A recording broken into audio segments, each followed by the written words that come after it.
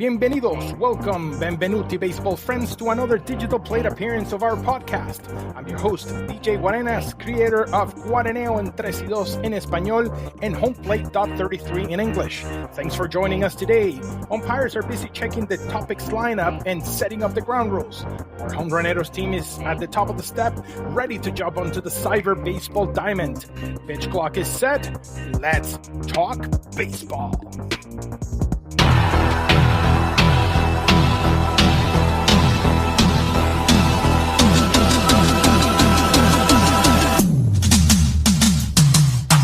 This is your Home Plate podcast. Baseball from north to south. All right.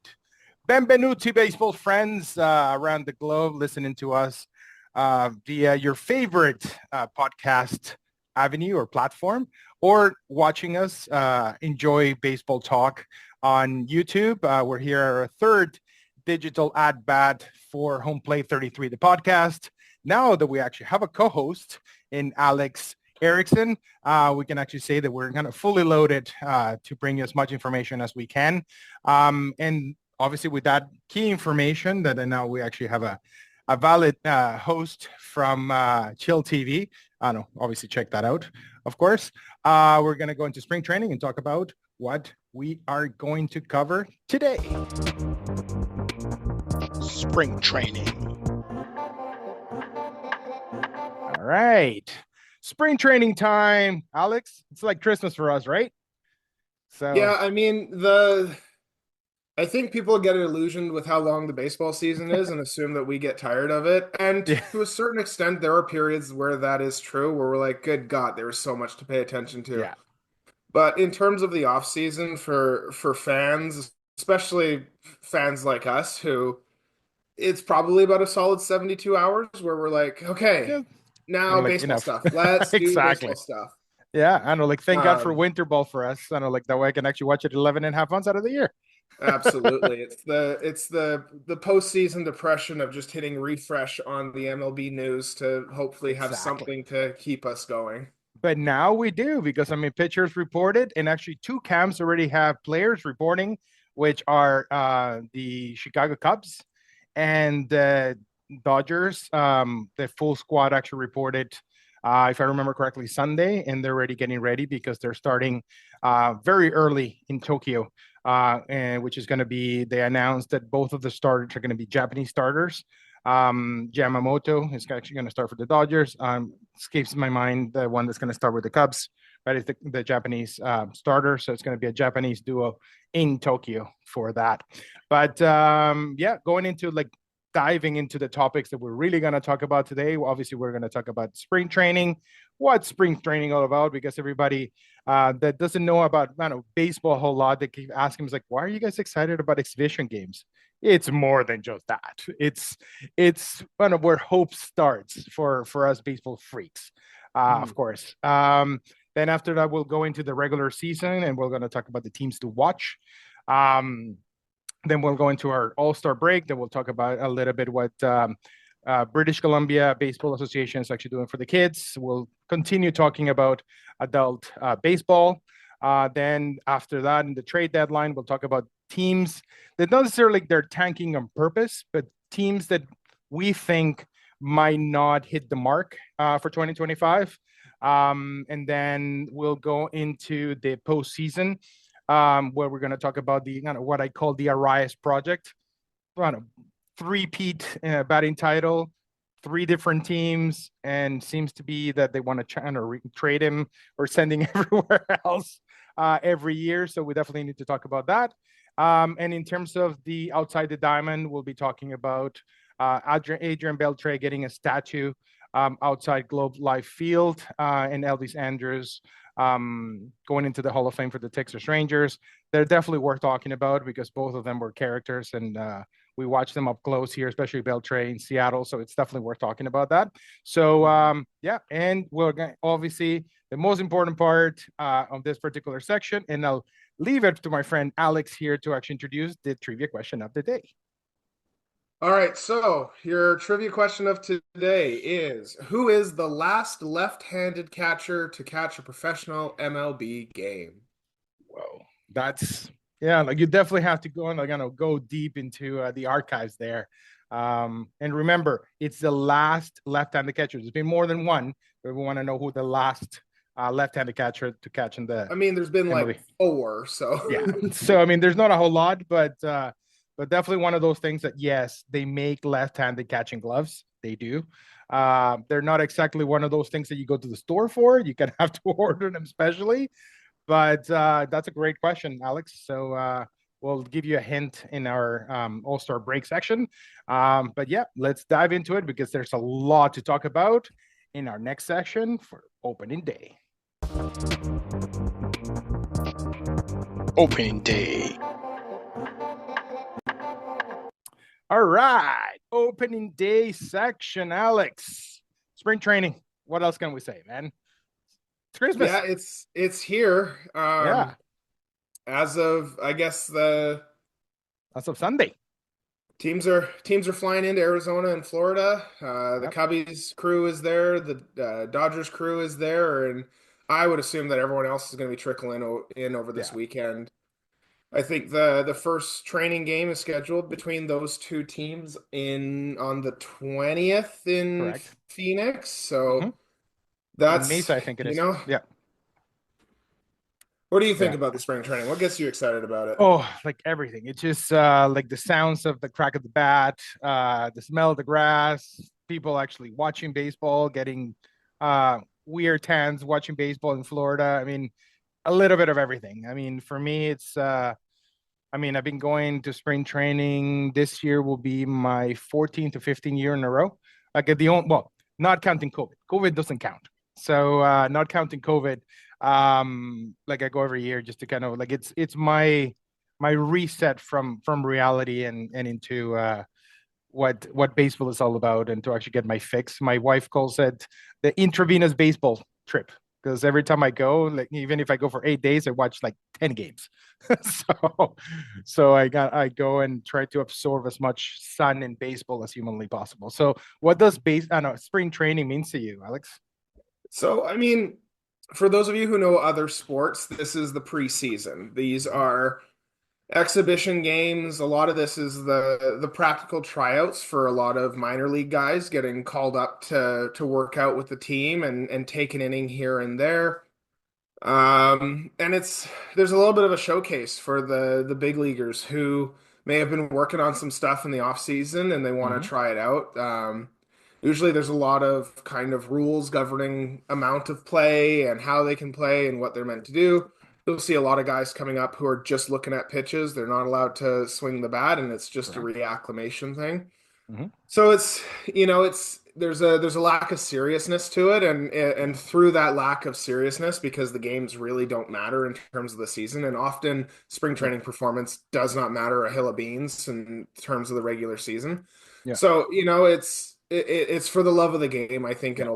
a lot of ways. So Mm-hmm. you've been going for almost a decade and a half here, buddy. Tell Yeah. me about what your routine is and how do you get into Oh, it? well, I mean, like my best friend, it's like lives in Tampa, so we tried to make it kind of like we both left Venezuela over 20 years ago. So we both tried to kind of make that like the reconnecting time of the year. So kind of like him being in the States and me being in Canada. So what we have a routine that no, no, like I get there and I try to get there on a Friday so that way we can actually get as many games as we can in the weekend. But the thing that we enjoy the most, of course, before the whole idea of a podcast and everything kind of came about, is just getting as close as we can to the players, like the sounds of the game. Because one of the things, like Alex said, the games don't count. There's superstars that don't even travel. They don't even go to like the visitor parks. They only play in their home stadium. So there's a lot of little nuance, for no, for lack of a better word, um, in terms of like the playing time for the games. Also, kind of like bleeds into what we were talking about last episode in terms of the arm injuries. You actually see guys that are trying to make a team, and they're trying to put up numbers to kind of impress the teams. And you also have guys that, like Alex said, they're working on a specific pitch and they're only allowed to throw that one and that one only. And you see them actually giving up like 10 runs in an inning, and you're like, dude, what the heck just happened? Um, But there's something about spring training, whether it's Arizona or Florida, that you don't get in a major league stadium is how close you are to the action, how close you are to your favorite players, how close you are to not only the players, even the broadcasters, because you see them on the stands, you see them walking around everywhere, because they're playing in minor league stadiums, kind of basically like major leaguers actually playing at Nat Bailey, for example, for those of you there in Vancouver. You're up close and personal. So that chance to do so, you don't get it in a major league stadium, obviously. Also, the costs of having an adult beverage, for lack of a better word, are like a third of what you would actually pay in a major league stadium. So you get a lot of that benefit of that. You get the sun that you need as a Canadian when you're actually kind of running away from the snow, going into Florida. So it's kind of like recharging the batteries going forward. So that's what I love about spring training. Not necessarily the games, because I mean, you can actually go. I think they play 21 games, if I remember correctly, or 22. And you can go 22-0 and still not even make the playoffs. So they don't really mean a whole lot. But it's kind of like for that love of the game and actually being close to what can potentially be your life, quote unquote, for the next 7 months, watching baseball on day in and day out. So that's what kind of gets me going for spring training. Hopefully you actually get to go with me one day. So Yeah, whether it's I've only ever Arizona been or able to Florida. go once 2 years ago, and we were able to get a Yeah. few games in, which was it was incredible. I Yeah. think the other part of it too is the energy is different, Mm-hmm. especially amongst the players. Like Yeah. you're looking at, you know, 10 plus teams all staying in the same city. They're going to Yeah. the same places, they're hanging out, they're partying together. And so this Yeah. is the one of the only times that this many professional baseball players get to kind of hang out Yeah. together, play the game a little bit, have some fun, and then the season starts, and that's Yeah. that's all business. There's a ton of travel in the regular season. Yeah. Um, and, Live out and of a suitcase so for 6 months. absolutely. Yeah. Yeah, but I mean, and but like you said, I mean, one thing that I forgot to actually mention, and I'm glad that you brought it up, you can actually be in the middle of, I don't know, Tampa, or you're in the middle of like kind of West Palm Beach, and you can be at the mall, and all of a sudden, like 4 or 5 baseball players are actually kind of like just walking down the mall and actually eating at the food court. Yeah, You're not gonna get that in Toronto. You're not gonna get that in correct. Seattle. So I mean, those kind of things, and because it's a relaxed atmosphere, um, of course. I mean, if you actually start running and actually start for autographs, I mean, that's kind of a little bit different. But people that understand the game, you have the chance to interact with players that you would never have the chance to do so. And like Alex said, like it's a different energy. It's a different the pressure is not so much there. Of course, if you have guys that are actually fighting for a spot, like a third baseman fighting for a spot, you might have not have the same reaction. But those guys are established. They're going to be sending a lot of autographs. They're going to be taking selfies with you and stuff. So that's why I go. Like not necessarily for the selfies, but for that energy. Like it's a different kind of energy that I think you felt it when you went that time, right? Yeah, 100%. Yeah, So just for the average viewer, let's yeah. say, you're in the Fraser Valley and you're saving up because you want to go see the Blue Jays play the Mariners down in Seattle, and AKA the Canadian invasion. you're gonna spend the fee to get your tickets. You're going to get a hotel that night. You're going to have to cross the border and coordinate that with the time. That compared to, let's say, the cost of going to spring training. Like, how many times do you think you could go down for a Mariners game versus, flying to Tampa? How many games are you going to see over this trip? I'm going 11 days and I think I'm watching 13 games. Yeah. So So, yeah. compared to that, how many equivalent Mariners trips can you Mm, make to see that? with decent seats, maybe two, pushing it three. Yeah. Yeah. Yeah, So, so again, yeah, this is an opportunity for us snowbirds as well to, again, get that baseball IV into our yeah, system, get some vitamin D from the sun, and soak up a ton of baseball yeah, that isn't necessarily as accessible on the professional level for us. yeah. Like I know it's a little bit hard right now. I know there's a lot of politics around in terms of like the situation that's in the US. I know we have to support our Canadian products and whatnot, but definitely not going to go political in this on this part. But at the same time going to watch, for example, like the Blue Jays, for example, you're definitely supporting a Canadian team. So technically, there's an excuse there. So that money is actually going back to the Canadian economy. So it's not that bad from that sense. But um, key thing too is not that I'm trying to sell it to you guys, but it's easier to actually sell it to your significant other. You can actually go to the game and your kids and stuff like that, and friends, uncles, wife, everything else, they can actually go to the beach. This is right there. So there's a lot of flexibility there, especially if you go into, like, for example, like the Tampa area where I usually go. There's about 6 teams, and it's only an hour and a half drive, 2 hours drive to Disney. So you can do some juggling there, and you can actually watch some baseball games, but actually keep the kids of the family happy and take them to Disney for a couple of days. So there's ways to make it work. I mean, in Arizona, it's a little bit different, but in Florida, you have a little bit more flexibility family wise. Absolutely. Yeah. And as a sports news guy hanging around Don and the other crew at Chill TV, there's a lot of politics going on. And my one note is I will die on the hill that sports will always be the unifier. It is an apolitical, it is meant to be apolitical. Even if you believe in the politics that might be promoted by your favorite team, it just doesn't feel right for it to be there. They're there to play a game. We're there Yep. to enjoy the game. I'm going to stand on a an anti-partisanship with the Yep. politics. And if you want to Yep. go see a Mariners game because you love the Mariners and you can afford those tickets and make that trip, go see the Mariners game. Yep. Yeah, and I agree with you. I definitely in terms of politics, I mean, like I my dad actually taught me since I was a kid.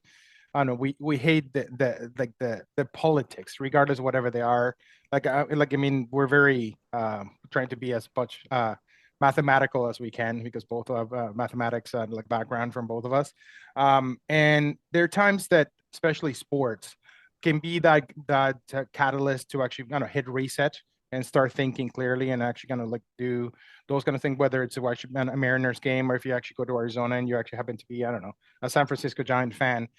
Just the time that you're actually on the field and watching your favorite players and whatnot, maybe for those 3 4 hours that you're actually there, you're able to unplug from what's going on. So that's the beauty of sports. And Alex actually mentioned earlier, it's that time when sometimes politics you can put it aside a little bit. I know it's hard sometimes in certain scenarios, but when you're watching sports, whether it's baseball or hockey or whatever the case may be, you can just unplug. So being outside, vitamin D definitely helps to actually think clearly.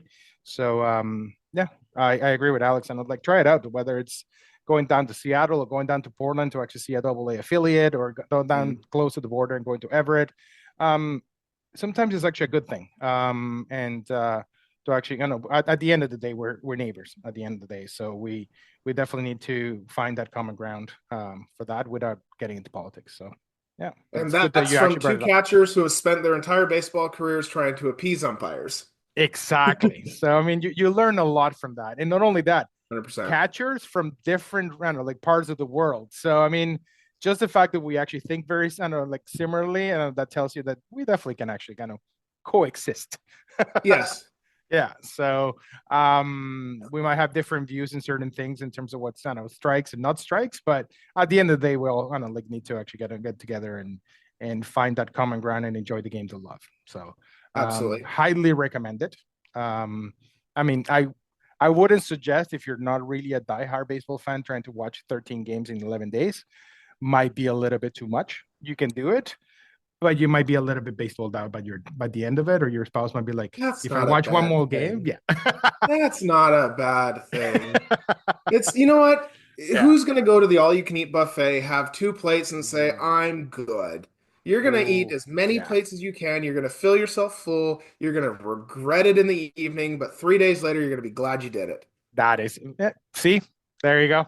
Catchers and they understand each other. There you go. Exactly. Yeah. So, yeah, Sponsors, give us some more cash so I can go join Domingo. exactly. There you go. I'm gonna make sure that you follow and subscribe in the channel, and that way we can bring you live shots of spring training, so you can actually be excited and join us there. Say hello, and give us ideas for the the podcast and what we want to actually see in social media. So there you go. So I mean, it's part of the whole equation. We might not be Dan Schulman for the or Ben Nicholson Smith or anything like that for Sportsnet, but I mean, we still can talk baseball. So I mean, it's a little bit of this, a little bit of that. So, but yeah, so like that's what at least for the diehards, spring training is all about. But at the same time, there's room for everybody in terms of that. So especially where they host them, there's a lot of things to do, especially in Arizona. Like if you're a basketball fan, some of the Phoenix Suns are actually just around the corner. You can actually go and watch Coyotes. So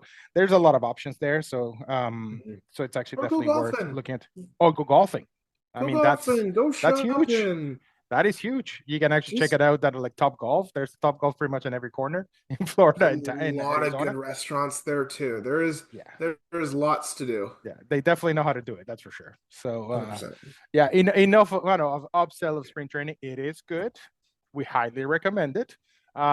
Stay away from politics. Just enjoy the game. I mean, that's the bottom line, right? So, Yes, it's a game. It's um, meant to be fun, to quote the wise exactly. words of Mr. Baseball. Yeah, it's what is it? A kids game played by adults, if I remember I don't correctly. know. That's the whole No, quote. Mr. Something Baseball like was that. baseball's a game. It's meant to be fun. There you go. But there was another. I'm trying to remember who has the other quote. It's like a kids game played by adults or something like that. You know what? Um, That'll be a new segment. We got to work there you in go. We definitely have a to work clip from a about that. famous baseball Yeah, movie. nice, nice. I actually like that. That's a great idea for the next part. Yeah. So in terms of spring training, another thing that we obviously talk about. One of the other things that happens in spring training, they have a lot of exhibition games with college teams. Sometimes they play, like for example, the Blue Jays um, go out of their way and they play against the Canadian national team, especially the junior national team. So there's a lot of things that actually happen outside Major League Baseball that you can actually do. There's a lot of clinics going on as well. So for your kids that want to like just be around the game, there, like for example, um, there's a lot of ex major leaguers that actually put like camps and stuff like that, so the kids can actually be involved. So there's a lot to do there. So it's definitely worth checking out. So all right, so that's in terms of like the speech for spring training. What's the like now that we're going into diving into 2025 spring training? What's the thing that you go, this is what I want to watch in spring training? Like in terms of like what team, what player, what's the one thing that goes, I don't know, keeps Alex up at night for spring training? Oh, I mean, I'm such a loyalist with my teams. I like watching the Snakes and the Red Sox do their thing. Yep. Obligatory attention paid to our closest team in the Mariners and our Canadian team in the Blue Yep. Jays. But I think outside of that, um, I think the Tigers are doing something interesting Mm-hmm. with they signed a couple pitchers. They brought in Gleyber Torres. And they have a pretty good farm system, so Yep. there's going to be hopefully a lot of turnover with some of their Yep. their kids that they've picked up and are hopefully going to develop them to be a good young team. And I'm always going to stand by that. The young, excited teams that are too stupid to know that they're supposed to suck in their first year, who Yeah, generally do well, make a huge push. absolutely. Um, that's always something that kind of gets me and going. and that's literally like exactly what happened last year with Detroit. Those guys, especially when one of their big stars, when everybody thought that they were out, they traded two of their veteran players in Mike Canna and Javier Baez went down. Everybody thought that they Mhm. were out, and that's what they played their best base baseball. And they had, if not the lowest, one of the lowest payroll in the majors, and they almost make it to the World Series. So Yeah. that's a great point. And to actually kind of watch out for those teams that, to quote Alex, and they're too stupid to know that they're not supposed to be good in the first year, right? So Yeah. yeah. Well, for me, it's those underlying stories. Like, and I'm putting aside the fact that obviously I try to follow as close as I can the like Venezuelan players that are trying to make their way into the major leagues. Obviously the Blue Jays. It's hard not to follow the Blue Jays when your TV station, it's 100% Blue Jays. It's kind of hard to not follow them. Yeah. So, but like I like those stories in terms of those guys that either they're trying to get back into the game or those young guys that are trying to prove themselves. Prove themselves not so much like in terms of how hard they can throw, but like one of the prospects that's coming up for Baltimore. Like there's an Australian second baseman that's supposed to be the next Uh, big guy. So coming over from Australia, he actually played in Oregon. He destroyed the league in Oregon, and he's supposed to be pushing for the the second base position there in Baltimore. When you have Holiday and Roy Holiday's son, escapes the name, play for Colorado. Oh my God, Sorry, which guy were we talking about? the son, the other played second base last year for Baltimore, and he's the son of Holiday that he actually played with the Rockies in St. Louis. Anyway, escaping my mind, but there's a lot of guys that are making that push to make the teams Jackson and make a Holiday. mark. Yes, yes. Jackson Holiday, and like he's a shortstop, but he came up as a second baseman. Now it's actually being forced to probably play third base because there's a roadblock at shortstop for the Orioles. So those stories I absolutely enjoy for Hmm. spring training because you see things that you never will see in the major league game, guys trying like new positions. I mean, you might see Altuve playing left just because he might play left. You might not see it in a major league game, but you might see it in a spring training game. So those are the things that excite me about that Mhm. for spring training. So and the team to watch, obviously, beside the Blue Jays, it's I know I mentioned it before in the last episode. It's the Reds. I mean, Hmm. I definitely want to know what they're going to do, like what they're capable of doing under Francona and how they're going to build up for next year. So, Sweet. Just quick touch on that. mm-hmm. Which countrymen are you looking for? Well, there's three that I think they're going to do. They're going to do damage, for lack of a better word. I think Santander is going to destroy Toronto, like kind of like that short porch and right. The dimensions of the game and like now having kind of hitting behind Vladdy, he's going to get better pitches. Mhm. I think Santander is going to have a monster year, especially being a switch hitter. Another guy that's flying under the radar to a certain extent that was traded to the Phillies, Luzardo, like he was with the Marlins last year. Lefty, flying under the radar because he was injured a couple of years. Playing in Mhm. Miami, no, he doesn't get the recognition that he really deserves. Now with the Phillies, he's going to be in the big stage. I think he's going to have an unbelievable year. And the other guy is Pablo Lopez out in Twins camp. Um, Perennial Cy Young candidate. I don't like it's as consistent as it gets. I Mhm. think now that the Twins have added enough moves, they might win that division. If they play to their potential, he might win a Cy Young. Of course, you have School in front of you under the win the Triple Crown, but he might be, I don't know, I would say top five in that. So those are my three guys to watch out for. So Love it. how about that players for your side? Yeah, I mean, there's no one that comes to mind particularly that I'm looking for. I was just curious to see which how closely you follow your fellow Too Venezuelans. close sometimes. Too close sometimes because there's a lot of competitions there, and I know like I get to watch them at winter leagues and what they have able to do. Like for example, to give you a concrete example of what happened in the winter league, like for example, Eugenio Suarez. For those of you that are Mariners fans, he was in I don't know, a Mariner for a couple of years, and then he actually got traded to Arizona. When he went to Winter Ball in less than 20 games, he actually hit about 12 bombs. Drove in like 25 runs. So I mean, he destroyed the league. So to be able to kind of see that and like what that translates into major leagues and like going into camp, it's definitely nice to watch. But he's been there, done that. He's actually hit 50 home runs in the major, so I'm not surprised about the power. But I know those guys that not a lot of people give them credit, like those unsung heroes. So it's kind of nice to kind of watch them and follow them, um, 100%. be productive. So, all right. So that's I think that's a great start in terms of our regular season, talking about spring training. And let's leave it there and let's go into our section, regular season, where we're going to be talking about the teams to watch, things to watch out for those teams, and maybe some betting time. So we'll be right back and we'll talk about that. Regular season. All right, we're into the regular season, and this is the section where you need to pay attention, especially when you're looking into your fantasy baseball and also your betting strategies moving forward. Not that we're a betting team, but let's be honest, a lot of people actually bet on baseball. I don't, even umpires do. They get fired for it, but even umpires do.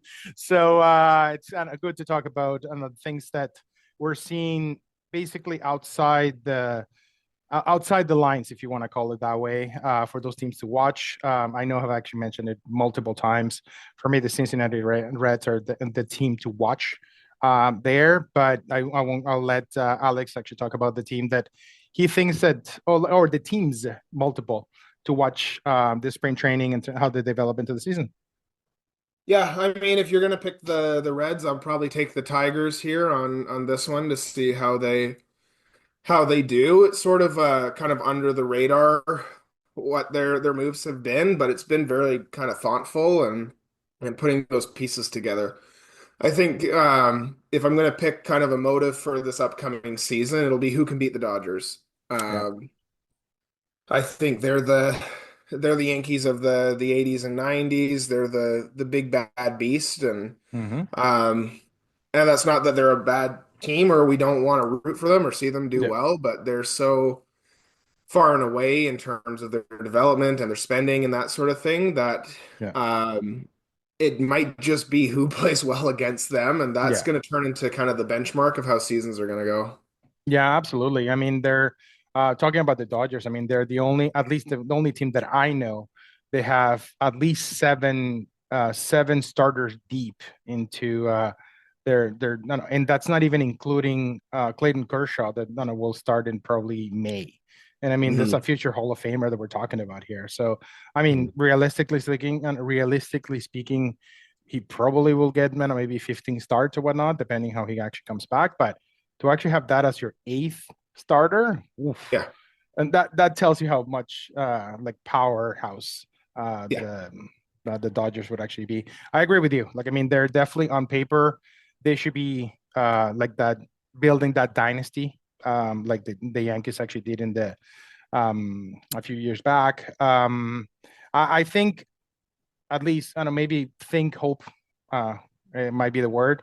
I think like the season should not like gonna would basically unfold. Of course, anything can happen in the season. That's why everybody has to play it. It's a marathon.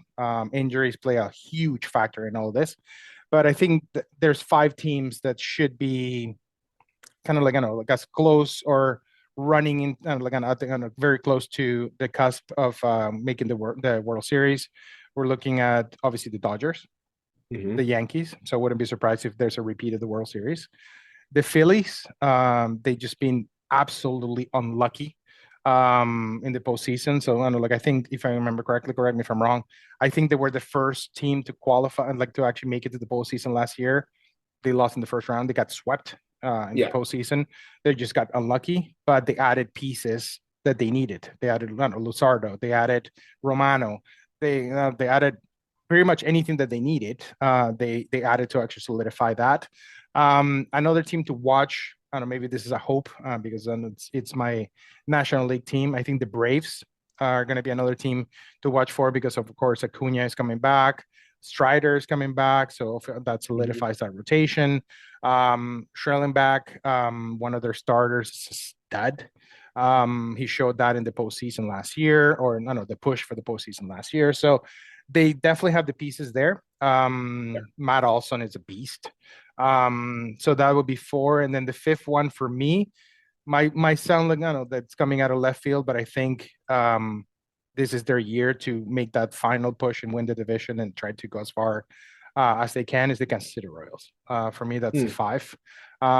Especially with Salvador Perez making the switch to first base a little bit more Yeah. to actually kind of preserve that bat in the lineup. They definitely have the pitching. Bobby Witt Jr. at shortstop. Um, they definitely have it all. They have speed. They have power. Um, for me, those are the 5 that I'll be watching for throughout the season.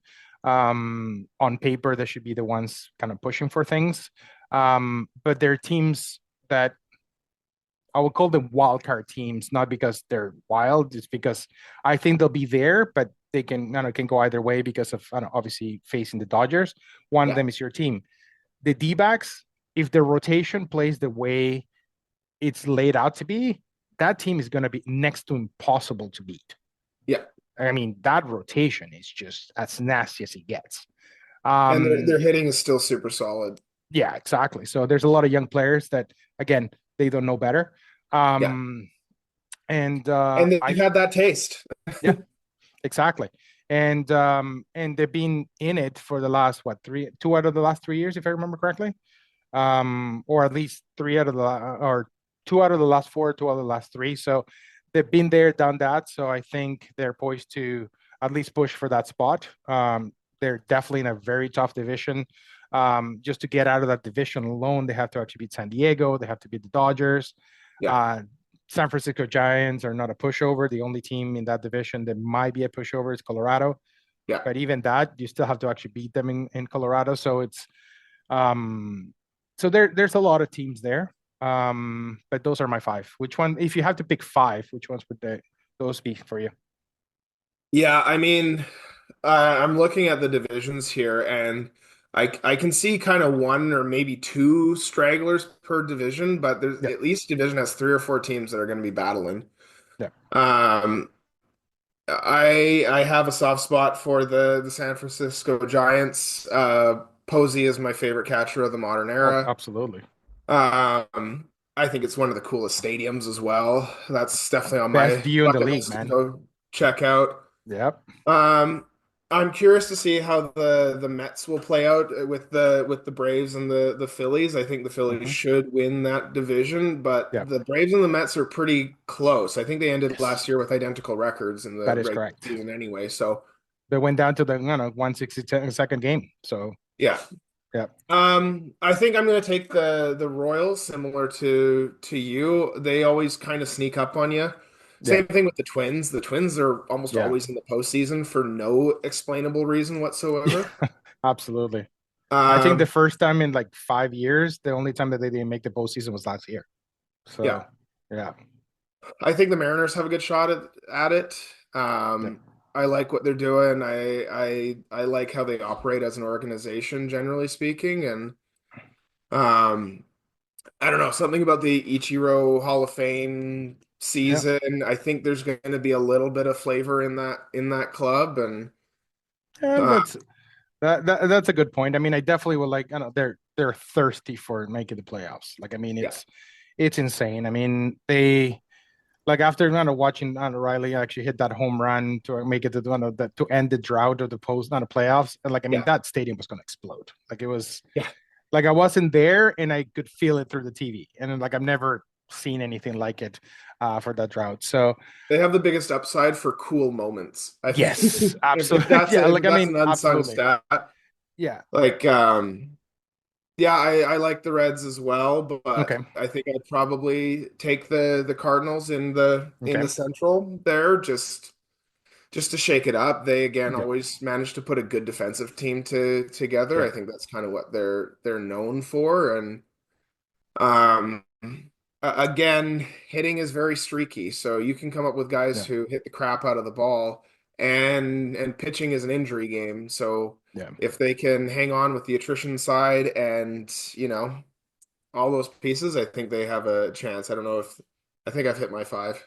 Yeah. No, and that's I mean, I agree with you in the majority of it. There's just a couple of teams that I think they're like, I mean, like I mentioned before, it's not that they're going to tank because they're asking to be tanked or whatnot, but I think they're teams that we expect a lot of them. They have the pieces for it, but I think they're gonna be for lack of a better word, a disappointment to the fan base, just because of a lot of thing, a lot of things on the front office, a lot of things in terms of like turmoils in the clubhouse, like things like that. That, like for example, as much as it pains me to say this, I think the Mariners might be one of them. And the only reason why I say that is even though there's going to be that jolt, like Ichiro is going to throw the first pitch on opening day, they're going to retire his number, and they're going to have a Ichiro week and all that.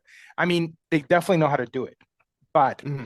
that that looming nobody can hit in Seattle. The offense cannot actually get it done.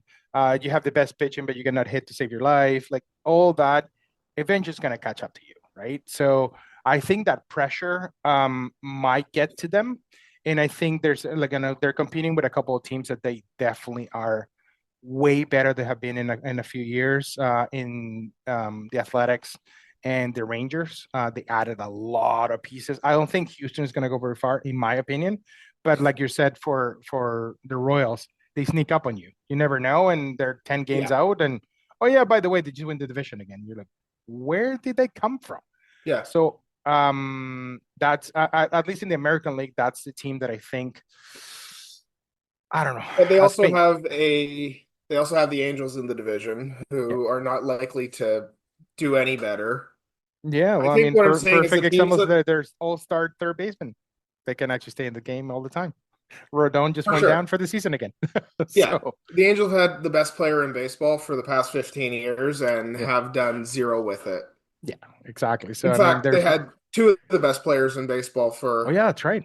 They actually had the, three, including yeah. Pujols. And what So, happened with that? So yeah. I Uh, think again, if we're going to speculate about who's going to tank, I think tanking is actually really difficult for these teams that, yeah, finish second or third in their division because yeah, the bottom drops out pretty quickly here. If you're yeah, trying to tank against the Athletics and the Los Angeles Angels, it's like, okay, the Athletics are going to have some juju with their new park and their yeah. transition And and some actually having injected fans in cash, the but stadium. they're not a Yeah, they're not a new team. There's going to yeah, be a lot of weird vibes with the Athletics, yeah, given that they've left Oakland and they're heading to Vegas. So yeah, it's a transitional year anyway. So yeah, I don't know if they'll be able to put an 80 yeah, win season together that they would probably yeah. need to. Mm-hmm. The Angels probably aren't. The No, Rangers might, but that's yeah, probably more a scheduling thing than anything yeah, else. And who knows what the Astros are going to do? They're yeah. probably going to be solid. Well, definitely not getting Anna Breckman back. For those of you that actually haven't heard, Yes. Breckman is going to Boston. They're Yes. not What was the going. deal that he So signed, Altuve is not Eddie? going to actually go to play left. So Altuve is staying at second base. So yeah, Breckman got a 3-year deal with Boston with an opt out at the second year for $120 million. Excellent. Yeah. Do we know who's taking that spot in Houston, or are they going to try and pull up? Houston, Isaac Paredes is going to take the third Okay. base job there. They got him from the Cubs. So Altuve is staying put at second base. Paredes is staying put at three, and Walker is going to one. So, and they got Ben Gamel. Right. For those of you that actually follow the Mariners, he was one of those good guys that actually left Seattle. I don't know why, but one of those guys that used to produce quite well in Seattle. So Ben Gamel is actually being brought back into Houston to actually fill ginormous shoes in Kyle Mhm. Tucker.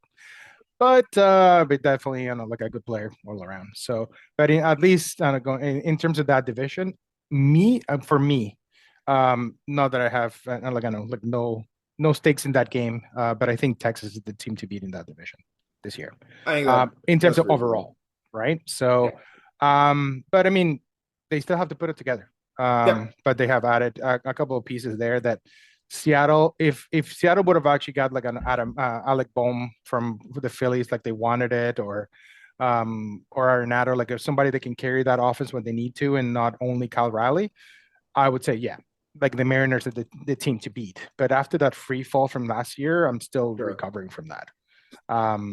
But yeah, the Mariners in the American League. In terms of the National League, like since you actually mentioned the Angels were your team in the National American League, at least for me, the team that a lot of people are putting a lot of stakes in. And for those Cubs fans that are listening to this podcast, nothing personal because we wear your colors when we play on the field. It's the Chicago Cubs. They have added pieces, but even though they were second, they were 10 games out of, I don't know, like from the Brewers and whatnot.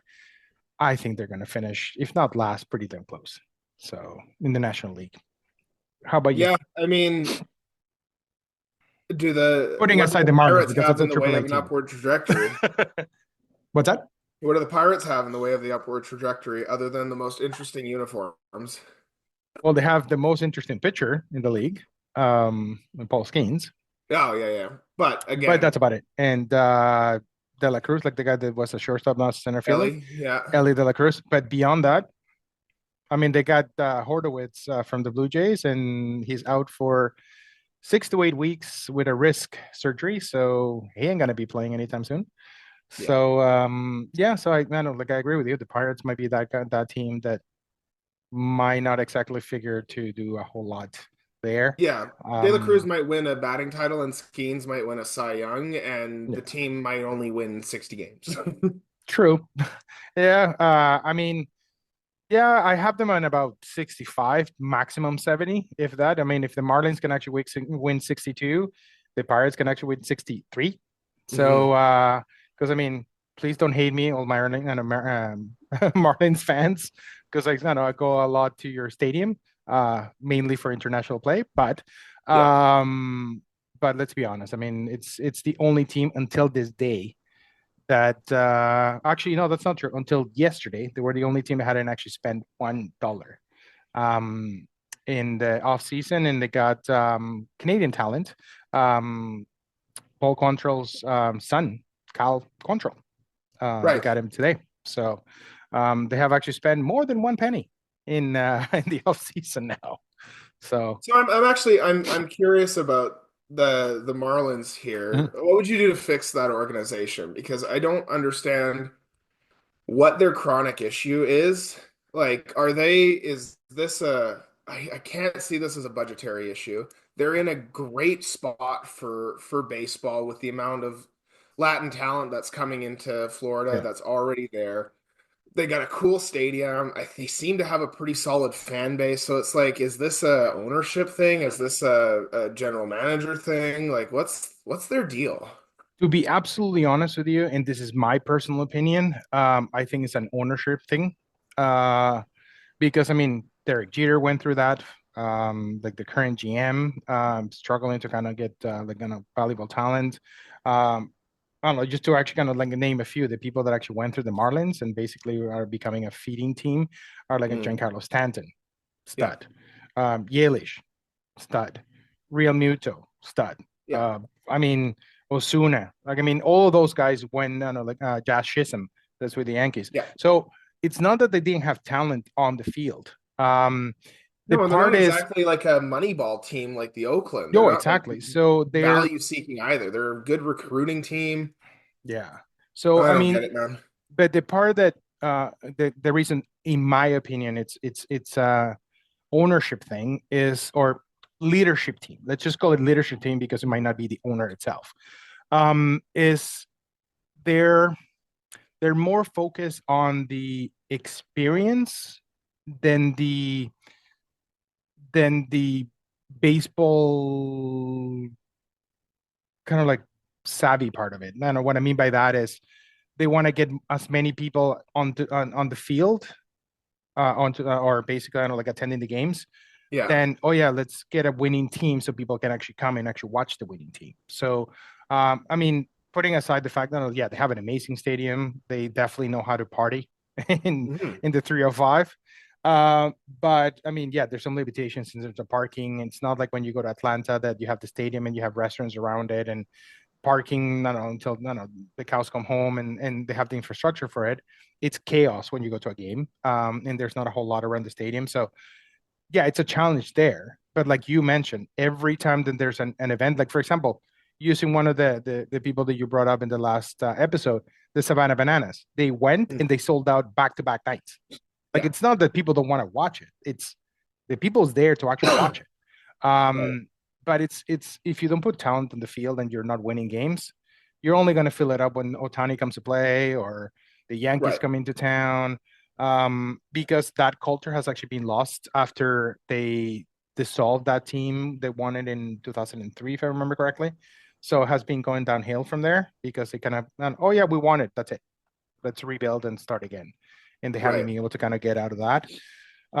That's why I think it's more of a culture thing than more of like the talent on the field because they have had very talented players. And they did make the postseason in the COVID season, but I mean that's an anomaly. So Well, and yeah, this might be the case against the tank yeah, because um, unlike hockey or basketball, getting a mhm, good draft pick is hardly the season maker or breaker as it can be when you only have five guys on the ice or on the court at any given time.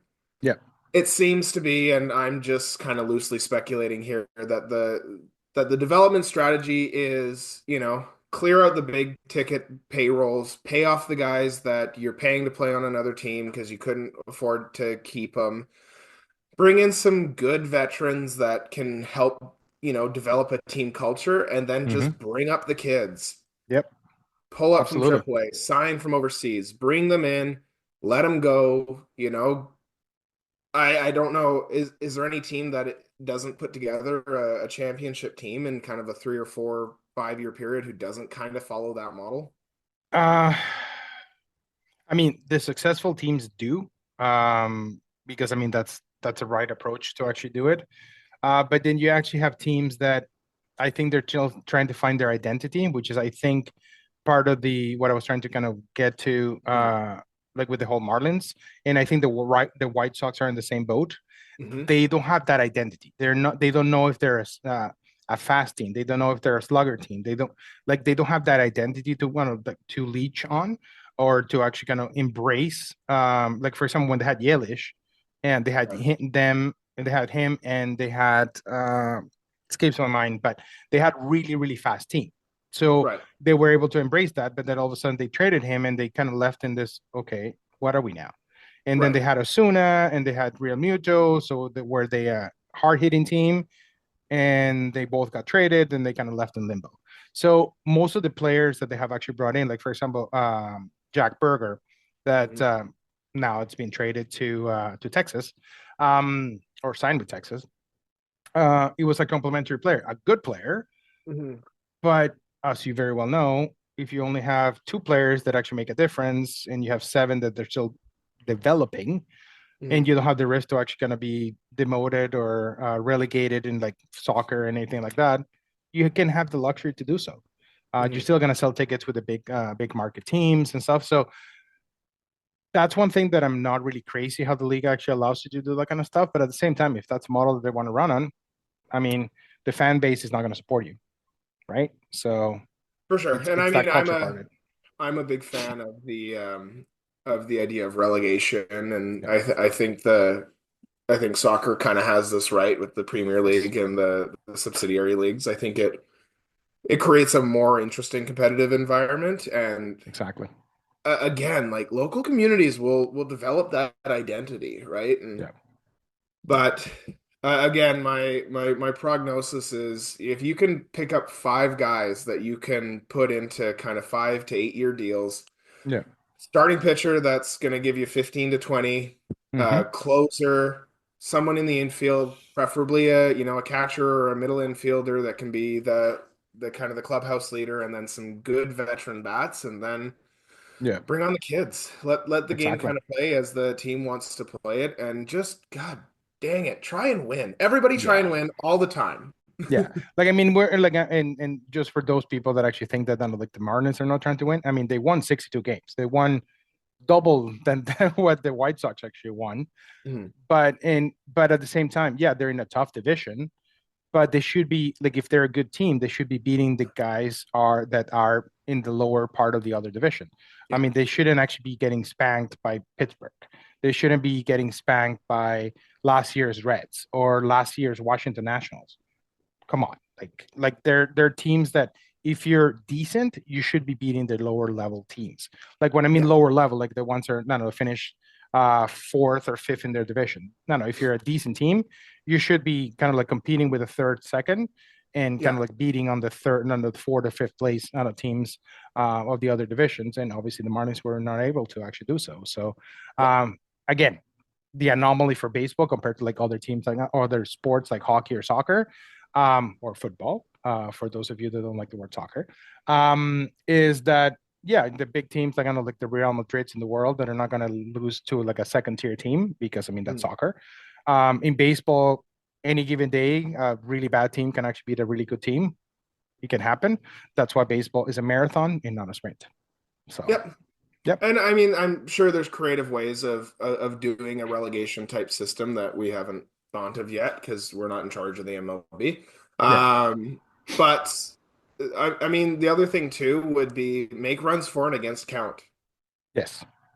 Have there be some budget things with that because I'm sort of torn on the position players lobbing meatballs in the games that are blowouts, but and I get it if you burn through your whole staff strategically in order to try and get to them, but if you're at that point, it's like okay, but have some position players throw bullpens that can actually, put a ball across the plate and are not kind of make it competitive, not necessarily like more of a laughing stock at that point. Yeah, like those the 54-mile-an-hour eFist pitches do really well on TikTok. They do not do well on live games. Nope.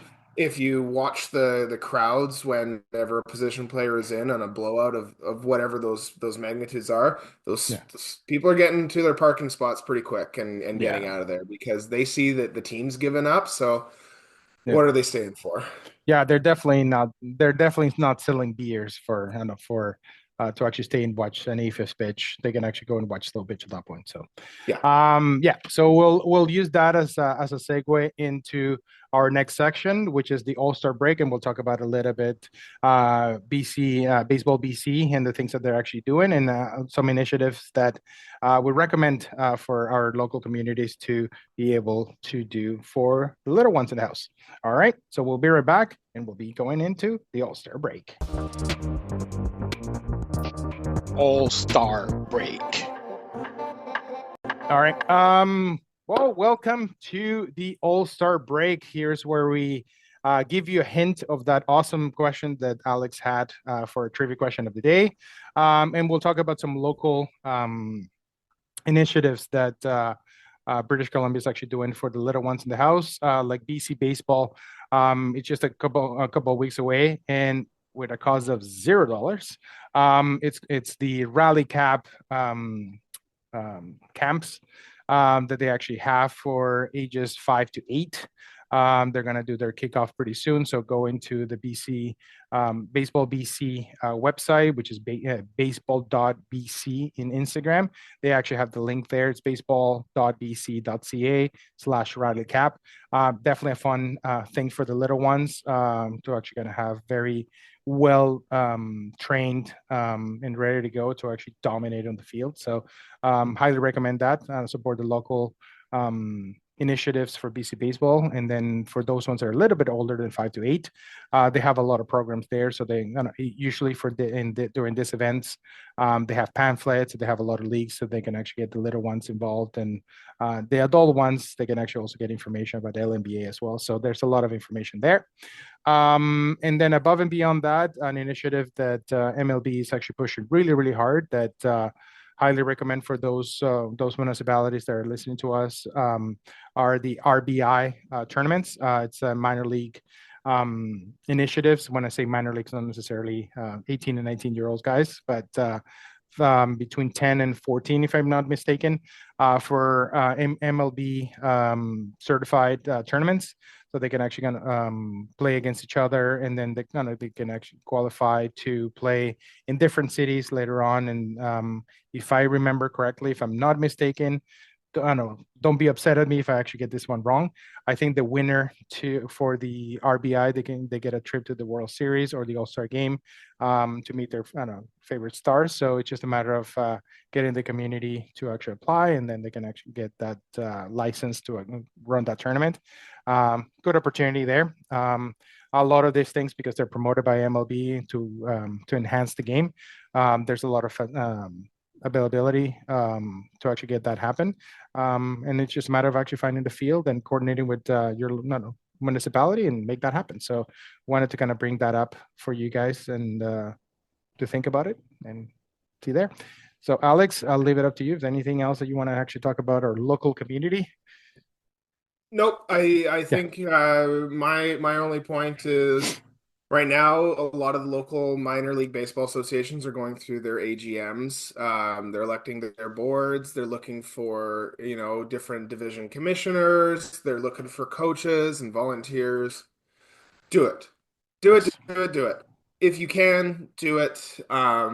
This is how we have good baseball. It's the volunteers, it's the parents, it's the community members that do love this game and want to see it thrive. And a lot of these organizations are always desperate for coaches, especially, but people willing to take on, divisions and operate those sorts of things. So you don't need a master's degree in baseball. You don't need to go get your was it your National Association of Baseball Coaches certification.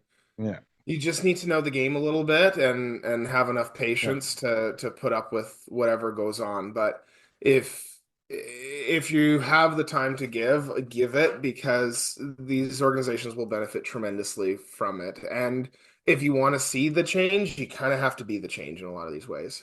Yeah, no, I totally agree with Anna with you. It's a lot of our team members for the Chilliwack Cups. They definitely volunteer, and you can definitely see that change, especially when the kids actually come in and kind of watch us. They ask us questions and stuff like that. So I know that culture, it's from the ground up. So if you kind of spend the time there, you might be rewarded later on when you can actually kind of build that league and everything else in that culture, and you can enjoy it with your kids at home, and kind of like it changes that mentality part of it. And also being part of that volunteer work, you can actually make sure that also your values are actually maintained as well. So if you want to make a change, be the change. So that's an opportunity that you have there, not only for your kids but for everybody in your community. So I agree with Alex. If you have the time, make sure that you provide it there, and everybody will be appreciated. So Yeah. absolutely agree with that. So Alex, before we wrap up our All-Star break section, what will be our trivia question hint of the section? All right, so just to remind everybody, our trivia question is, who is the last left-handed catcher to play professional baseball? Your hint is he caught 3 games for the Pirates in 1989. There you go, 1989. So it's not that far, like not that long ago. We were both of us were alive at that time, so it's not that far away. It So was a nice try, though. yeah, please do not Google. Come on, that's cheating. So you gotta start thinking. You can talk to your parents and family and whatnot, trying to kind of get that trivia answer ready to go for our World Series section. All right, so we'll leave this All-Star break here, and then we'll go into the trade deadline, where we're going to talk about the Arraez project, which it's baffling to me. So we'll dive into that particular one in a couple of seconds. Be right back. Trade deadline. All right, people, we are going into our trade deadline, and we have titled this section the Arraez project. Who's Arraez? It's Luis Arraez from my homeland. It's one of those anomaly batters in this day and age in baseball that has actually won 3 batting titles in a row, but ironically with 3 different teams. So, and right now, he's with his 3rd team in 3 years, and that team wants to trade him again. Why? My head still, I don't know, every time I think about this, it actually hurts because I don't get it. I really, really don't get it. So, what's your take on Mr. Arraez, Alex? I mean, he hit what 314 last year and has a 323 average. Yep.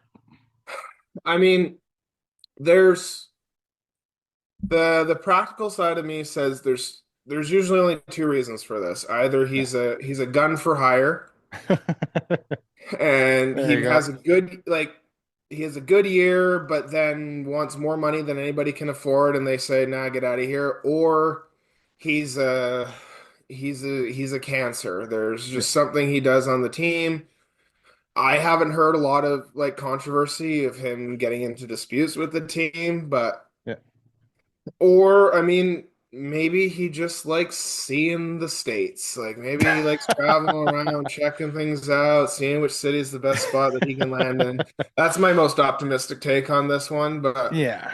I'm going probably for the he's a bit of a problem on the bench Yeah. and he asks for too much money. Yeah. Like, I mean, like knowing like the story a little bit deeper, I mean, there's apparently there's two things that actually work against him. One, apparently he doesn't have a position on the field. Like position meaning is officially a first baseman or officially a second baseman or an outfielder. He doesn't have that position on the field. And for lack of a better word, with all due respect to Mr. Arraez, because I think he's a great player, um, he's he's a liability, quote unquote, on the field. Okay. Having said that, for those of them, they're a liability. Let's say the Kyle Shorebirds of the world, that they can actually, they become a DH, but usually to become a DH, you have to hit bombs, you have to hit doubles, you have to hit it in the gap. Uh, DH spots are not usually designed for contact hitters, speed Mhm. hitters, or people that are just there to move runners. Like that's not usually the resume of a DH. So he becomes that expendable guy that hits a lot of hits, but doesn't hit another home runs, which in my opinion, the game needs a little bit more contact hitters to put the ball in play to actually make the game fun. Right. And I don't know if you knew this, but his nickname is actually the shower, like the shower head, because he actually kind of sprays base hits everywhere. So that's a little tidbit in terms of that. It's called La Regadera, which is kind of basically Okay. the shower head. Well, that sounds way better in Spanish, though. Yes, definitely, definitely. Because I mean that can be construed in so many different ways in English, but yeah. So in like at least my take on it, like having met like friends of a friend kind of thing that actually have met him, um, they say that the guy's actually at the light in terms of like hanging Mm. around and all that kind of stuff, but he always gets caught in the middle of where do we put you kind of thing, right? So for example, San Diego, they have a second baseman, they have a first baseman. Do you make him a DH and sit Bogarts, for example, when they need a day off? Probably not, because technically Bogarts actually has, I don't know, like more like a higher what is kind of like OPS plus or whatever the case might be, Right. and what that kind of stuff. So but like for example, for me, putting aside that they were from the same country and I don't know what I've Yeah. actually heard behind it, for example, if you put like an Arraez in a lineup like for example like the Tigers or even the Blue Jays, that they're notorious for striking out a lot. Um, like in the seventh inning, I'd rather have an Arraez up to the plate with a runner in Yeah. second than having a guy that actually struck out seven times out of 10, right? Right. At least he'll make things happen, right? Yeah. So I just don't understand that. Like really, I know when he was in the American League with the Twins a couple of years ago, every time he came to Toronto, it was one of those, oh my God, here comes this guy again. He would actually get 3, 4, 5 hits in a series, and you're like, how do you get this guy out? And Right. then you would actually win 3-2. So the Twins took full advantage of him. Then he got traded to the Marlins, where he won another batting title. He hit until the cows came home. But he had nobody to actually push forward because there was nobody in base. So yeah, I don't know. So maybe here's another take here. he's signing, 1 year, 10 to $15 million deals. Yeah. Makes him a good trade chip. Yep. He's not tied in for a long time because again, he doesn't necessarily have a fit on the field like most teams would need. Yeah. He's sort of like, he's a and again, by no means is an insult, but he comes Yeah. across very journeyman in Yeah. Very in much that. like it. And again, not a Yep. huge field presence. By far, again, if he's the Toyota of players, he's the top of the line, most expensive with all the Exactly. features of the Toyotas because Yeah. he is hitting over 300. Like that's Yep. insane in today's MLB. Yep.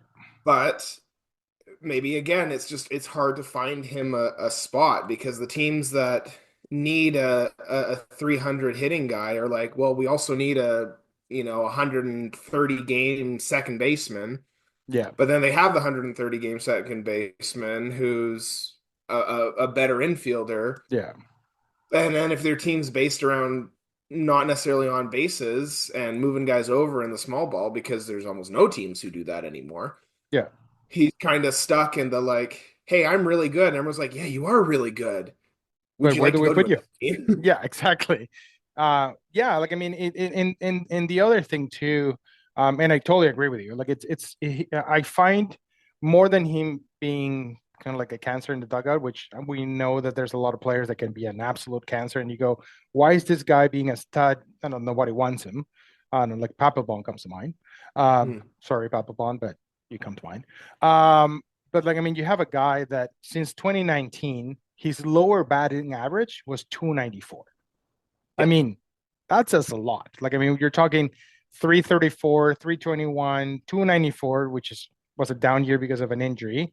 316, 354 with the Twins, then 314, and then I don't know, his career average is 323. Like I mean, you don't see that like in this day and age, right? no, But again, you turn around and you go, well, in 5 seasons, he only has 28 home runs, which for a journeyman in this day and age, when the average, when I don't know if you notice, for those of you that I don't know, haven't actually noticed it, it actually is happening. If you watch a game on Fox, average is actually not the first stat anymore. It's OPS, if I remember mm, correctly. And then average is actually has moved down. So that importance of that batting average, contact, small ball game, it's yeah, losing its flavor, right? So I wouldn't be surprised if one day they're going to go, well, we don't have a batting champion anymore. We have an OPS champion. So, right. which technically is a silver slugger, but that's a different conversation.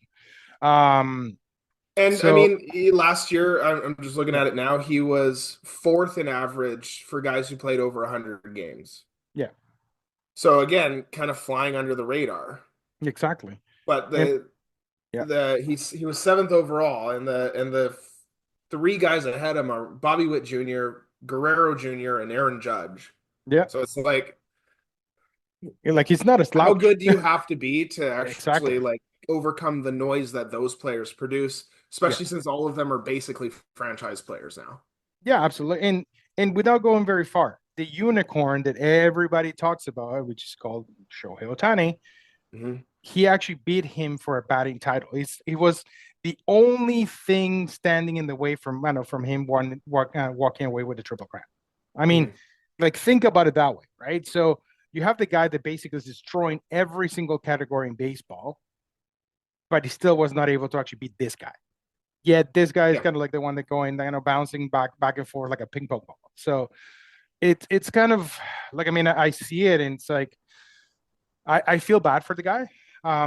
Not and again, not because I'm biased in terms of that, but I see him and like for example, I would like like being a guy that I know has like I know like the Blue Jays as one side and the Braves. I would love to have him on my team, Hmm. especially those I know when you're down by 3 runs and you need to move a guy over and not strike out. It's a perfect guy like to actually have either coming off the bench or being that guy that like bats on the 7 to 8 spot that will make contact with the ball, right? Yeah. Um, but again, where do you put him? Is he like Polanco when he actually came over in like the early 2000s to the Mariners that he was not anywhere remotely close to the DH, and they actually made him the DH, and he still batted 350. Yeah. Probably not. But again, I don't know. That's why I call it the Arraez project, because I literally have no idea. I have no explanation. A lot of people ask me why they don't take Arraez seriously. I think they do, but exactly what you mentioned earlier, there's so much talent out there that um, for him to shine, you have to be like a superhero in a way for you to stand 100%. out. You know what I mean? Or and again, I think the other piece of Yeah. this puzzle here is the RBIs. Mm-hmm. I think because he's on teams where, if you're going to have an Arraez on your team, you need like four of them, Yep. guys who are high average on base percentage guys, because they're going to score runs but hit each other in. Yeah, exactly. And so let's say, the Jays pick him up. Where do you Yeah. hit him in the lineup? Yeah. Like for me, you he'd be could the hit him perfect nine hitter. third Yeah. or ninth, Yeah. because you need guys on base. So you need your 1-2 hitters in front of them, because if you have Vladdy coming up swinging for the fences or Yeah. striking out, you don't want him hitting after that unless we have high OBP, right? So Yeah. But like, for example, even going even farther than that, like for example, in the Jays lineup, I would take him no disrespect to George Springer, but he's the stereotypical first like leadoff guy that actually will fight you off 10, 15 pitches for the rest of the lineup to actually see what everybody's featuring. yeah. And you can build off of that. If you get a base hit, great. If not, you're 15 pitches in by the time your second hitter is actually coming in. So like those guys are kind of losing value quickly. And they get like kind of hidden in like into that shuffle of, well, you didn't hit 3 home runs by the time the All-Star break happened, so I don't want to see you, kind of thing, right? So, but yeah, like I mean, it's kind of interesting. I honestly think that he's not even going to actually finish this season with San Diego. I think he's going to be traded again, but I hope that he gets a chance to fight for another batting title, because it will be, if I remember correctly, will be the second player in Major League history to actually win 4 batting titles in a row, but the very first one to win it with different teams. So, which is something that I don't know. It's a feat in itself. I mean, I'm not saying that by winning the fourth one is automatically a Hall of Famer, but it's definitely one of those things that puts you in that elite company of like, you were definitely a hitter. Well, You know if what I he mean? finishes his career with an over 300 batting average, he will be. But Yeah. I mean, you would hit him as a leadoff guy or a 1-2 guy? Well, depending on the lineup, but like for example, in one of those heavy, like bad heavy lineups, like for example, like at the Yankees, the Blue Jays, they're not speedsters, Right. but they want to have guys on base for the home run hitters. You'll be the perfect not lead. Like I mean, the Yankees don't have a leadoff hitter, so if you have Arraez up there, and then you actually have like I don't know, Goldsmith, um, Judge, and everybody like right behind him. Yeah. It's not no like they're not solo home runs. It's a 2-run homer, and you're up Or 2-0 for Cole. I mean, or are we really super convinced that Kyle Schwarber's a leadoff hitter? not even close. But yet he's been the leadoff hitter for the Exactly. Phillies for 2 seasons. So Yeah. But the thing is, okay, but I'm it's what kind of you're changing saying, my right? mind here. If the Phillies It's keep kind of one going, of those things that Schwarber, it's also there because he hits homers. Arraez doesn't. But go ahead. I interrupted you there. But if let's say the Phillies lose Bohm, you pick up Arraez, then you have Arraez, Turner, Harper, Castellanos, Schwarber. Yeah. If Arraez is getting on base 3 times a game, he's going to score 100 runs in a season. Exactly. How is his base stealing? Base stealing, it's all right, like middle of the pack kind of thing. He stole 10 bases last year, but there was not a whole But he lot of wasn't a leadoff opportunities. guy.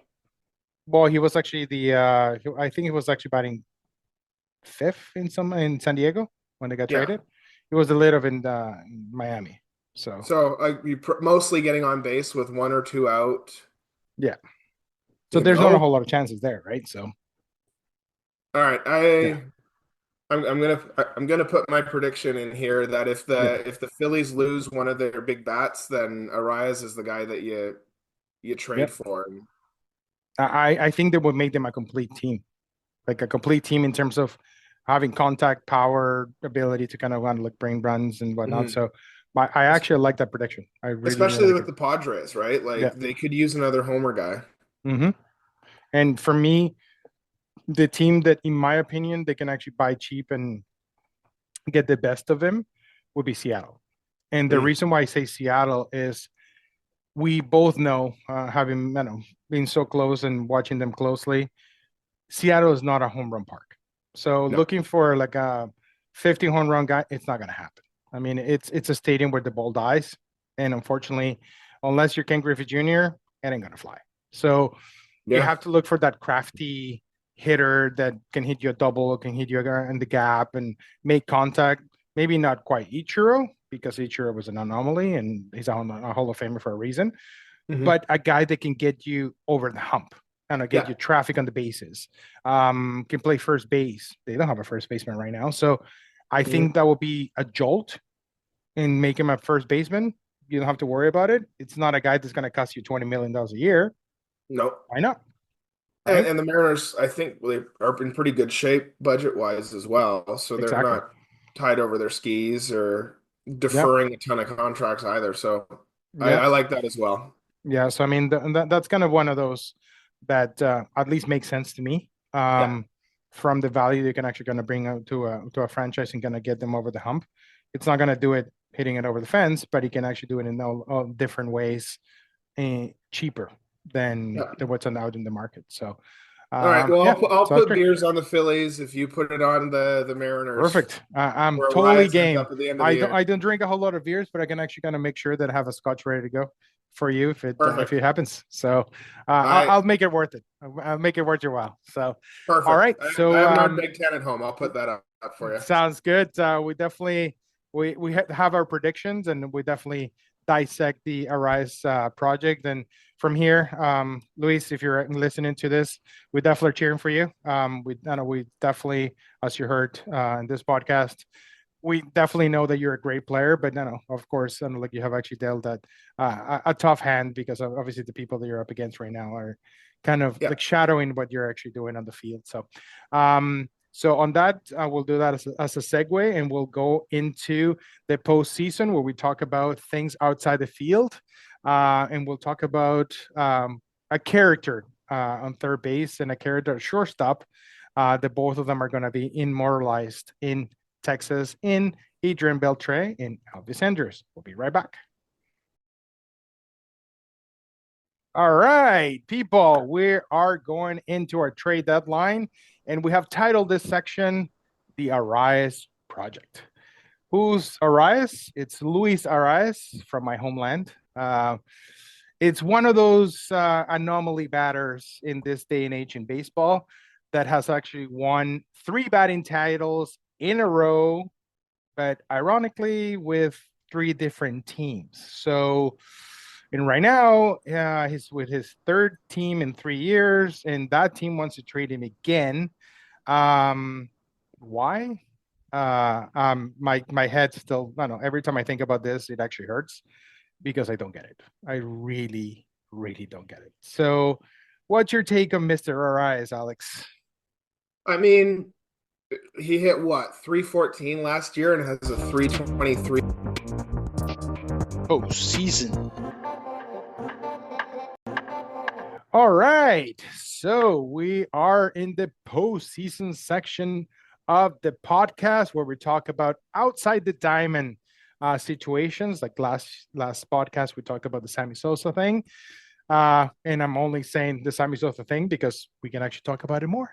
But we're not going to because we're going to talk about 2 iconic players that, in my opinion, they defined having fun on the field for years in Texas, and they're going to be immortalized outside Globe Life Field.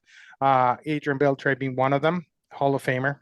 Like I mean, definitely in my opinion, one of the smoothest third basemen I've ever seen.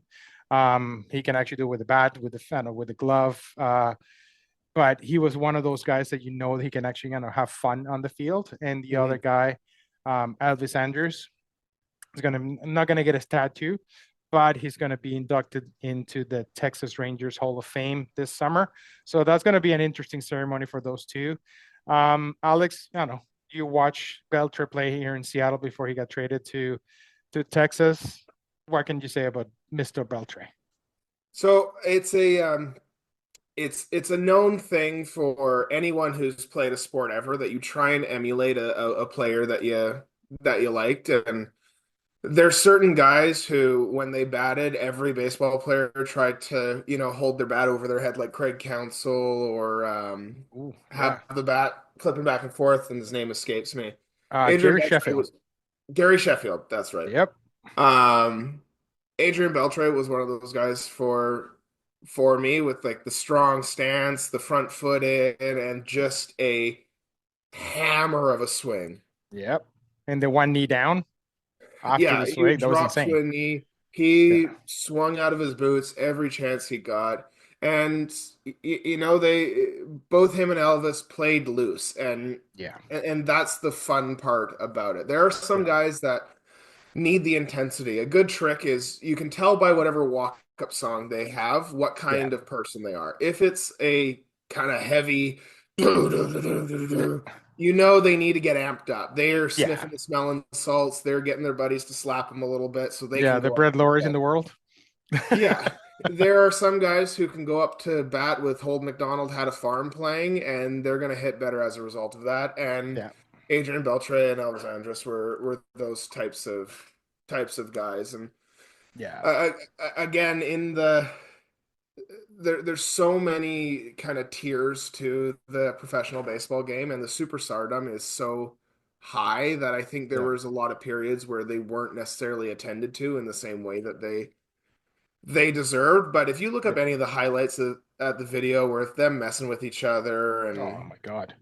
Like Belcher throwing his glove at Elvis, and it was great. And one thing that I was able to watch it live, and honestly it was one of the those situations where for me it was one of those guys that kind of changed the way I looked at the game in terms of like the fun part of it. It was Adrian Beltre facing Felix Hernandez, and he struck mm, him out, and they were laughing their butt off on the field, like each other. I know they're like insanely good friends, and I think one of them is a godfather for their kids, and yeah, it was amazing. But to be able to actually go from 0 to 100, and then still kind of have a laugh on the field and make fun of each other, and then all of a sudden turn around and kind of like tie game, and you see Elvis Andrew fake into actually kind of pick up a pop fly, and then Beltre picking it up, and like things like that you only do that when you're a kid, yeah, and then being a kid on the field but still performing on a high level. For me, that was one thing that's why I brought it up today, is because those things need to be recognized. yeah, And those things are one of those things that a lot of people take for granted. Because as we have actually said multiple times in this podcast, is to make it to the majors, think about it this way. It's easier for you to actually get 3 PhDs, because eventually you're going to finish them, than make it to the majors.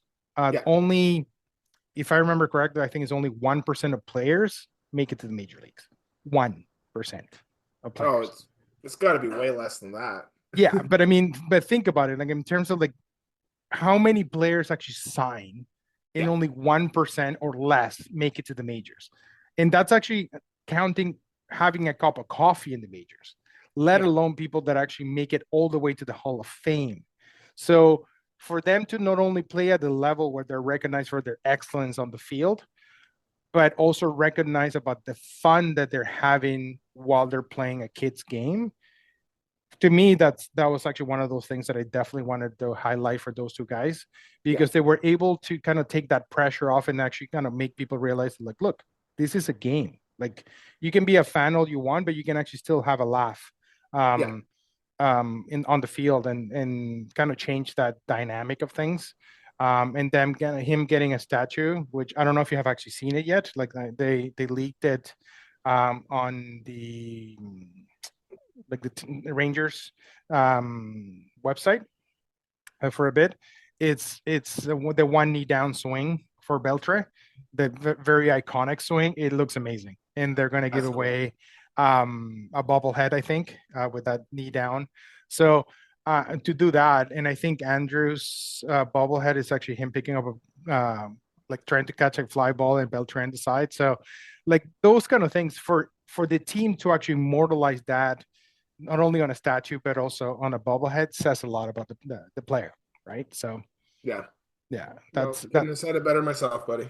Yeah, so it's one of those things, right? So I wanted to kind of give them a shout out and definitely congratulate them to being immortalized. Like, fortunately and unfortunately, Alexander probably not going to make it to Cooperstown, but to be recognized by the organization that he gave a lot of years and actually transcended and made them. Unfortunately, he didn't actually win the World Series with them. But he was close a couple of times and put a lot of blood, sweat, and tears to that in that uniform.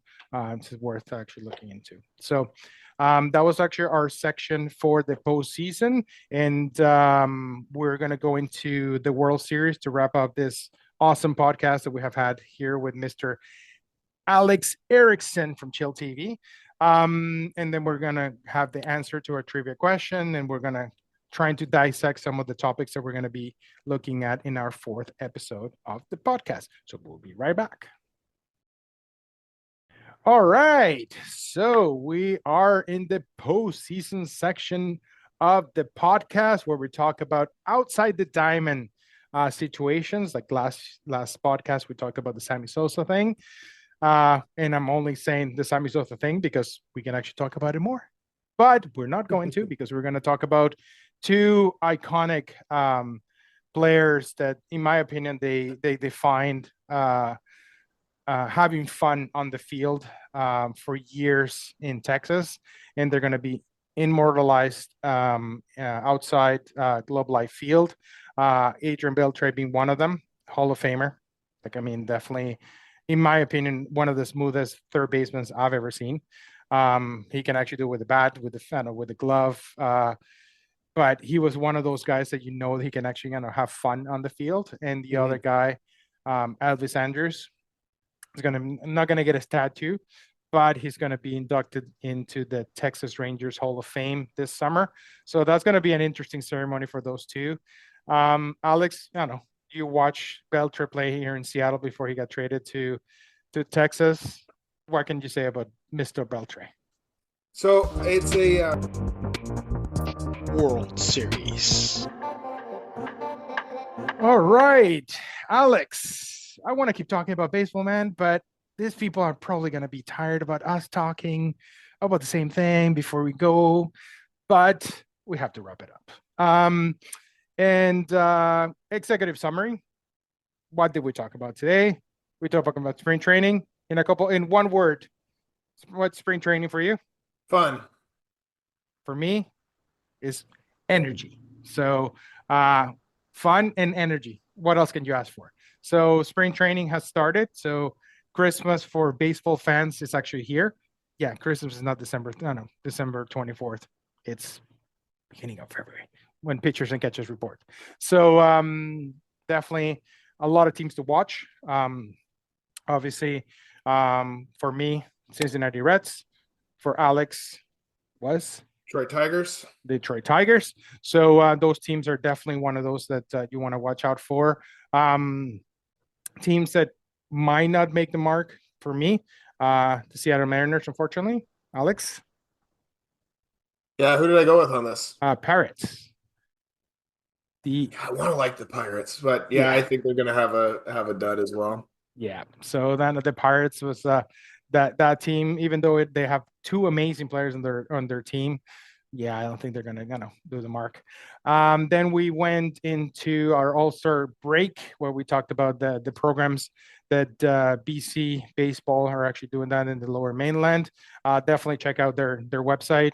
and their Instagram feeds. So there's a lot of activities for the kids, and a lot of volunteer options, like Alex brought up. Not only your local community, but if you want to branch out, you just have to give your time. If you want to change something, be the change. The kids at home will actually thank you for it. So that's our PSA of the day. Then after that, we talked about the Arraez project, which there's a lot of things that we can say about that, but and if I had to wrap it up in one word, is unlucky, for lack of a better word. How about you, Alex? One Yeah, word? I think conundrum might be a better word than Exactly. project. It's someone who is so good at a specific thing that it's hard for him to find a place. But I think with both of our predictions, we're hoping that he ends up in a spot that he can settle, win another batting title, and really get the fan support of the local community behind him, because he does deserve it. Yeah, absolutely. And those two predictions, I'm hoping he actually comes home to Seattle, which is the closest major league city that Alex and I have. And Alex will be the Phillies. Not that we're wishing an injury, but if somebody goes down in the Phillies, might be a good match there. After that, we talked about the great Adrian Beltre, and his iconic enthusiasm on the field, his interactions with Elvis Andrews going into the Hall of Fame in Texas. Definitely worth recognizing there. And in terms of the trivia question of the day, I'll hand it over to Alex to shine on that All one. right. Well, the last left-handed catcher to play professional baseball pitched 3 games, or caught 3 games for the Pittsburgh Pirates in 1989, and his name was Benny DiStefano. Wow, Benny DiStefano out of left field. That definitely, I know, like it definitely got me. Like I didn't even actually wanted to guess, because even though I'm a catcher, that just went way over my head. So that was a great question, Alex. I have to actually get a really tough one for you next week. So Well, you got me with Verlander last week. there you go. So see, we're even. Hopefully, I'll get a good one, so we'll go back and forth. That's why we have this good friendship going on here. So, in terms of the next podcast, if we don't manage to get it next week for you guys, we'll try to do the next one. I'll be in Florida and spring training, so we'll try to kind of bring you maybe some sounds from spring training. Maybe like that backing that you see there.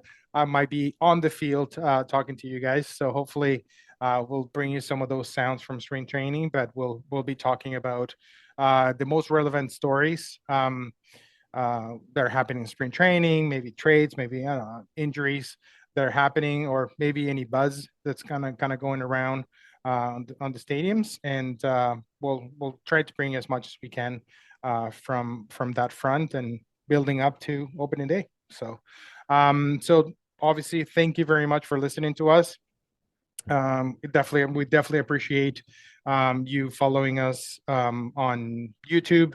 Obviously, like and subscribe. I know we all sign like a broken record. Like and subscribe, so we can keep bringing you content. Same thing with your favorite podcast platforms: Spotify, Apple Podcasts, and Amazon Music, or wherever you actually find your podcasts. And Alex, I'll let you say goodbye on your side and see what we want to talk about next year. Shameless plug, if you're not just a baseball fan and you like hearing about what else is going on Abbotsford and Chilliwack Sports, check out Chill TV and Abby TV on Facebook and YouTube. And stay tuned, as we are going to be releasing our first episode of the Chill TV Sports Show, which will be a proper, local sports show on the internet. And so I'm really excited to get that out there. It won't stop me and Dom hanging out and chatting baseball, because this is our first and true sports love, and never gonna let that one go. So if you want to hear more sports, then come check out what we do on the other channels as well. Yeah, absolutely. I know we definitely, like we did in a previous episode, we'll have it on the comments below, look at how you actually get to like the Chill TV links and whatnot. So again, and a comment on our Instagram or your YouTube channel. Anything that you actually want to see from us, any topic that you want us to discuss. Obviously, your feedback it's absolutely key for us to actually bring you this podcast, because I mean we can talk all day about baseball, not because we're savants of baseball. It's because we love the game, so we actually do our research. And if you have something that you want us to actually talk about, we'll do the research and we'll do our best to bring you that analysis that you're dying to actually hear from. So thank you very much, you guys. Thank you very much, Alex. Always a pleasure talking baseball with you. And this episode has been brought to you by Accessorios Corp. Your shipping needs to Venezuela will be met every single time when you use Accessorios Corp, your best option to Venezuela. And NG Accounting Services, leave your taxes to the experts. And Pink to Web, your paying portal in Venezuela. See you next time, boys. Bye, everybody.